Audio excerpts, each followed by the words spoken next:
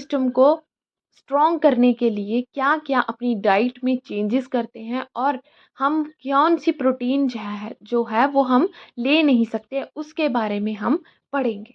सबसे पहले आज हम देखेंगे इम्यूनिटी क्या है और उसके क्या क्या टाइप्स।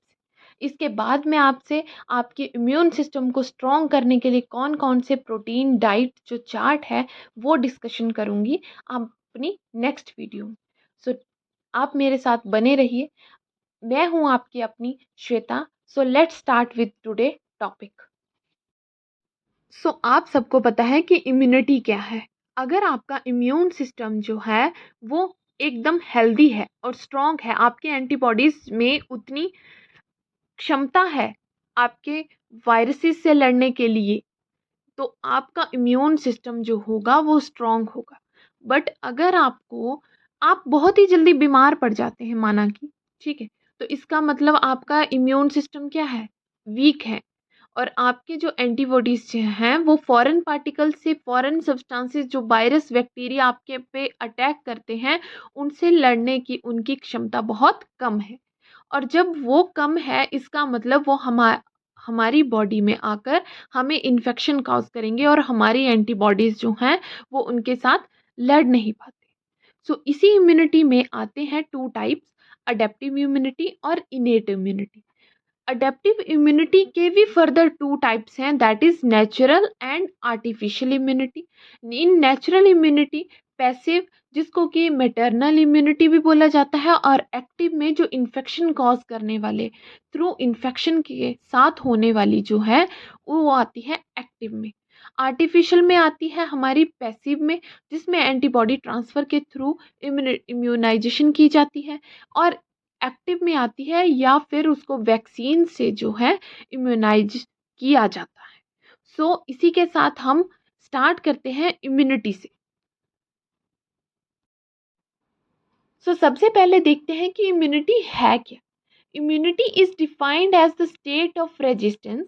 एक ऐसी रेजिस्टेंट स्टेट होगी जहाँ पे किसी भी माइक्रो ऑर्गेनिज्म के द्वारा आपको कोई भी इन्फेक्शन कॉज नहीं होगा। क्यों? क्योंकि वो वहाँ पे रेजिस्ट कर देगी, अपने एंटीबॉडी को एक्टिवेट कर देगी उनसे लड़ने के लिए। और आपकी बॉडी जो है ससेप्टिबल हो जाएगी उस डिजीज से लड़ने के लिए, क्योंकि आपकी एंटीबॉडी जो है वो एक्टिवेट हो रहे हैं और आपको कोई भी टॉक्सिक उसका इन्फेक्शन नहीं होगा।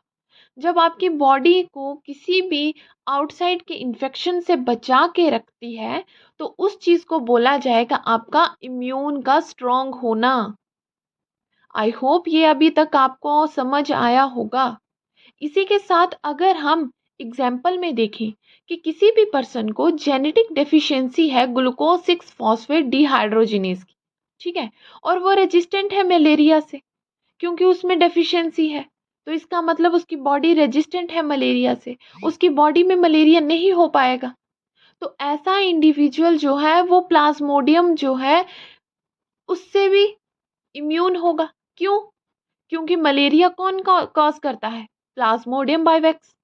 तो जब आपको पता है कि वो इंडिविजुअल इम्यून है प्लाज्मोडियम बाइवेक्स से, तो उसकी बॉडी में मलेरिया होगा कैसे? नहीं होने देगा। उसकी बॉडी के जो एंटीबॉडीज हैं वो मलेरिया कॉज होने ही नहीं देंगे। सो यही चीज़ आपके बॉडी में लड़ते हैं, एंटीबॉडीज जो है वो लड़ते हैं फॉरेन सब्सटेंसेस से, रेजिस्ट करते हैं उनको, ताकि आपकी बॉडी जो है वो एकदम से हेल्दी रहे, आपका इम्यून सिस्टम स्ट्रॉन्ग रहे। हमारी सबसे पहले इम्यूनिटी आती है इन्नेट और नेचुरल इम्यूनिटी भी बोला जाता है इसको। इन्नेट से आप क्या समझते हैं? इन्नेट मतलब बाय बर्थ जो इम्यूनिटी आपकी बॉडी में होगी ऑलरेडी, वो हमारी आती है इन्नेट और नेचुरल इम्यूनिटी। क्यों?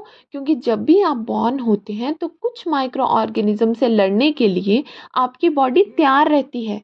वो ऑलरेडी उसके पास इतने एंटीबॉडीज़ हैं उसके लिए अपना डिफेंस करने के लिए, और इसी को फर्स्ट लाइन ऑफ डिफेंस भी बोला जाता है।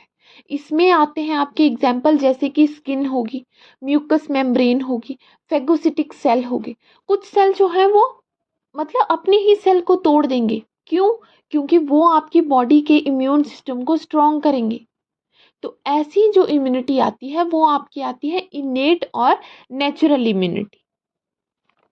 उसके बाद हमारा सेकेंड टाइप ऑफ इम्यूनिटी आता है, दैट इज एक्वायर्ड और डिवेल्प इम्यूनिटी। अब हम सबसे पहले देखते हैं कि ऐसी इम्यूनिटी जो कि एक ही बार इन्फेक्शन अगर आपकी बॉडी में होता है उसके बाद आपकी बॉडी में इन्फेक्शन कॉज नहीं होने देगी, ऐसी इम्यूनिटी को बोला जाएगा डिवेल्प इम्यूनिटी। क्यों? क्योंकि आप सबने सुना है कि चिकन पॉक्स लाइफ में एक ही बार होता है। इसका मतलब वो रेजिस्टेंट हो जाता है उसी वायरस के अगेंस्ट हमारी थ्रू आउट लेटर लाइफ जितनी भी हमारे पास होती है, क्योंकि हमारी बॉडी में वो एंटीबॉडी ऐसे रेजिस्टेंट करने के लिए बना लेगा कि बार बार हमें चिकन पॉक्स नहीं होंगे। So that immunity is called as develop immunity, जो हमारा इम्यून सिस्टम खुद से डिवेल्प कर लेता है। बट एक्वायर इम्यूनिटी में हमारे बॉडी में एंटीबॉडीज को प्रोवाइड करवाना पड़ता है। Certain T lymphocytes component of acquired immunity जैसे कि एंटीबॉडीज हैं या फिर टी सेल है, जो किसी एक स्पेसिफिक माइक्रो ऑर्गेनिज्म को से लड़ने के लिए काम करेगा। क्यों? क्योंकि आपको अभी इतना तो पता है कि बी सेल और टी सेल आपकी बॉडी में होते हैं, जो जितने भी माइक्रो ऑर्गेनिज्म या वायरसेस हैं उनसे लड़ने के लिए काम करेंगे।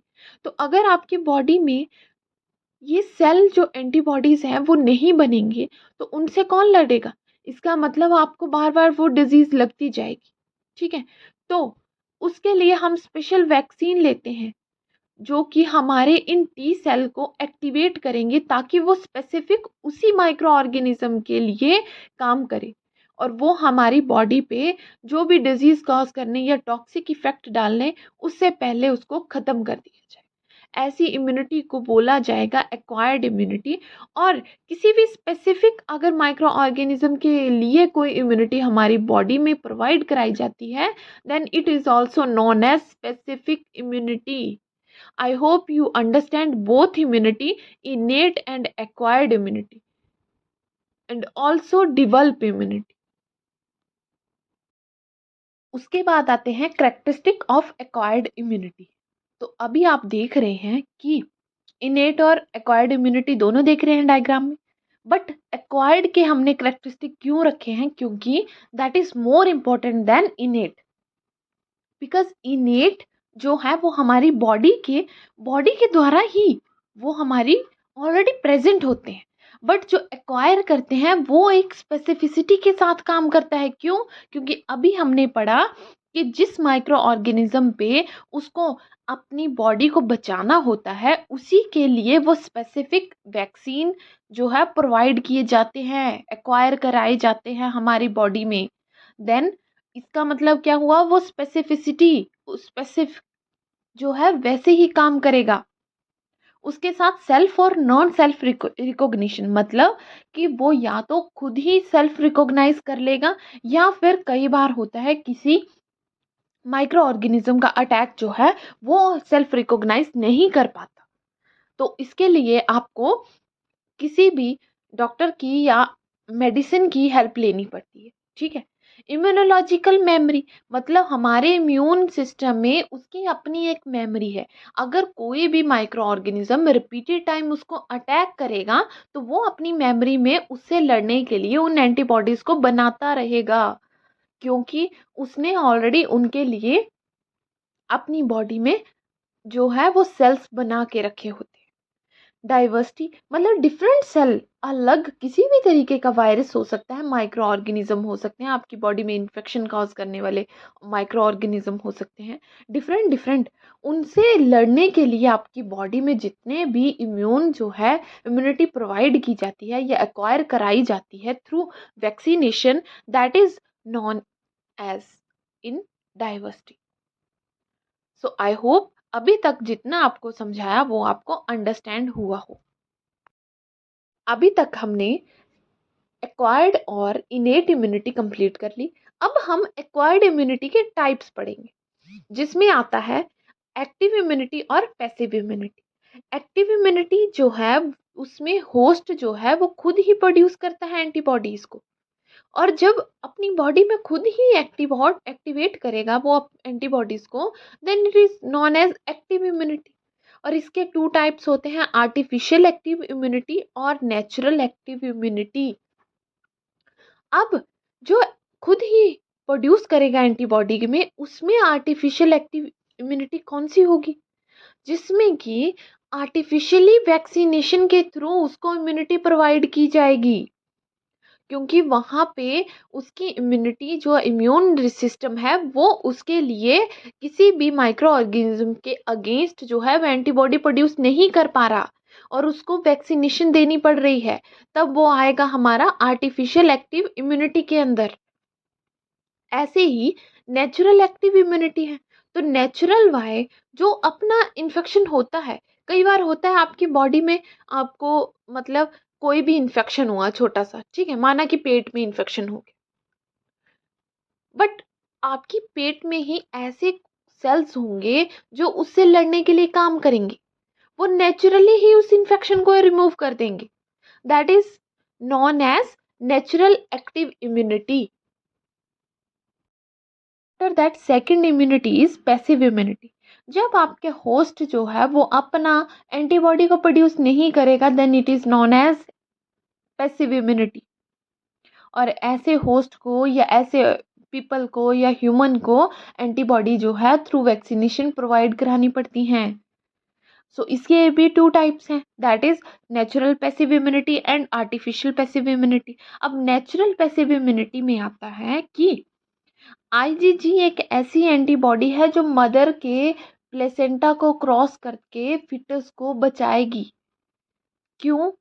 क्योंकि आईजीजी एक ऐसी एंटीबॉडी है जो सिर्फ यही एक सिंगल एंटीबॉडी है जो मदर के प्लेसेंटा को क्रॉस करेगी, और जितना भी बेबी को जो न्यूट्रिशन है या जो प्रोटेक्ट करना है वो कौन सी एंटीबॉडी करेगी? आईजीजी। आपको पता है 5 टाइप की एंटीबॉडी होती हैं। इसके बारे में भी मैं किसी दिन अपनी वीडियो में आपके साथ शेयर करूंगी। जल्द ही आपके लिए ये वीडियो भी लेके आऊंगी। आप मेरे चैनल को शेयर, सब्सक्राइब और लाइक जरूर कीजिए।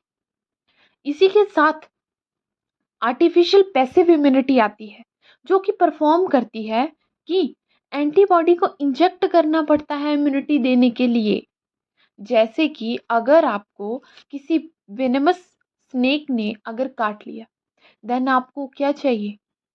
एंटी वेनेमस डोज चाहिए, तभी वो उसके खिलाफ लड़ पाएगा। क्योंकि अगर आपकी बॉडी में anti venomous snake anti venomous जो एंटीबॉडी है वो अगर होगी, तो स्नेक का तो असर ही नहीं होगा, और ऐसा हो भी नहीं सकता है क्योंकि वो आपकी बॉडी में ऑलरेडी इन्फेक्शन कॉज कर देगी।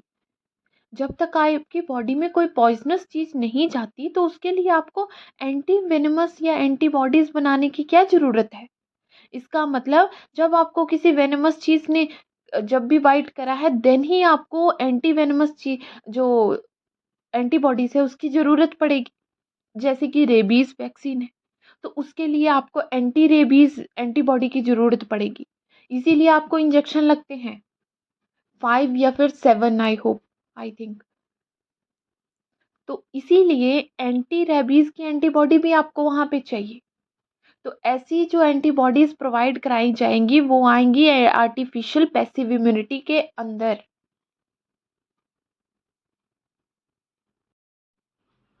So this is all about today topic. I hope you understand this.